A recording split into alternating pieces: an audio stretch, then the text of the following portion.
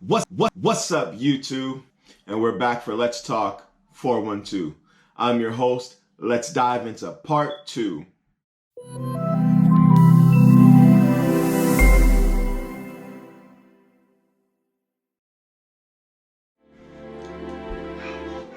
So as a result of Adam's fall, now genetically, sin is encoded into our DNA. And so we find out how through Adam, the world entered in to a bond with sin. This resulted in the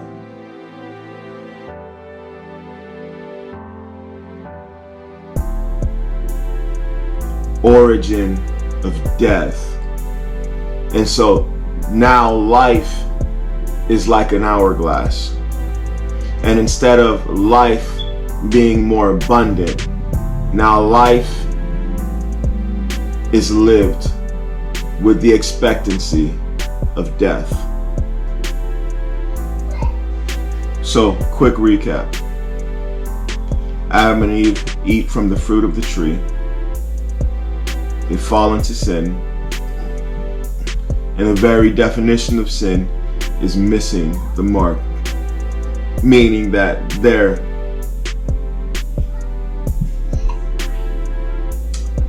attempts at being the regents to rule this world will always fall short.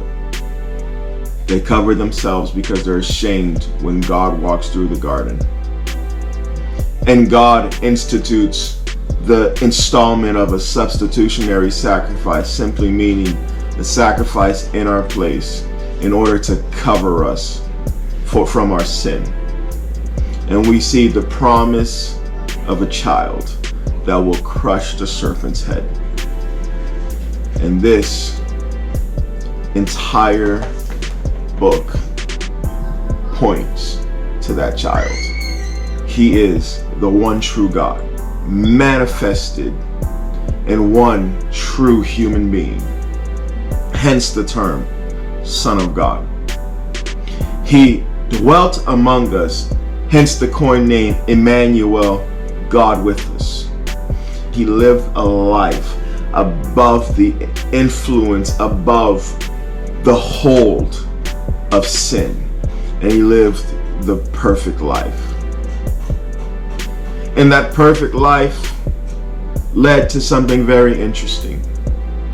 Back we saw and stated was the substitutionary sacrifice. And here we find Jesus Christ, the perfect man, the one that lives without sin and overcomes the temptation of sin.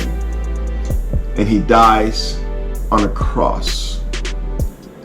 It was the plan of God from the beginning to lead him to a cross, that God would be in all things. That means in creation we know that he's God. That means even, becoming the man that should rule the entire world, the man in whom the Spirit is well pleased. This is Jesus Christ. He came with a purpose.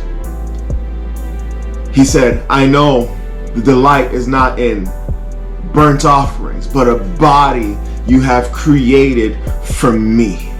I have come in the fullness of the book. It is written of me to do your will, O God.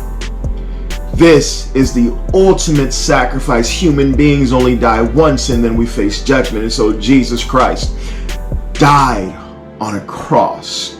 And something very interesting happened. Every flaw, every failure, every sin ever committed, he embodied while he died on a tree. And in doing that, he became the ultimate sacrifice, but more so, he became the ultimate substitute, so that everything wrong you've ever done and your tendency to miss the mark was all thrown on him. The wrath of God, the consequence of sin, which was death, was satisfied ultimately and completely in Jesus Christ on that cross.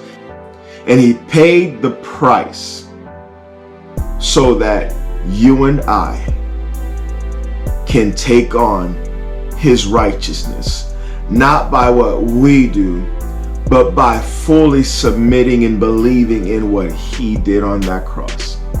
And folks, that is the good news. That is the gospel. That Jesus Christ lived the perfect, sinless life, died the brutal death that we all deserve. He was buried in a tomb for 3 days and 3 nights, and he rose again with power and authority. So not only did he conquer the source of our problem, but he also conquered the consequence of our problem. And folks, that is death. He said, I have come that they might have life, and that they might have life more abundantly. So in the death, burial, and resurrection of Christ, he has ultimately defeated Satan, and he has defeated sin, and he has promised us that death will also fall to the same demise. So the real question is this: how can I, as a sinful human being, get involved with Jesus Christ and being reconciled to God with what he did on that cross and paying the price for my sin? How can I be rescued? How can I be brought back? How could I be redeemed? Find out on part 3. We love you. We hope to see you soon. God bless you. Hit the like button and comment and subscribe. Subscribe. And subscribe. I can't say it right. Woo! Like, comment, and subscribe.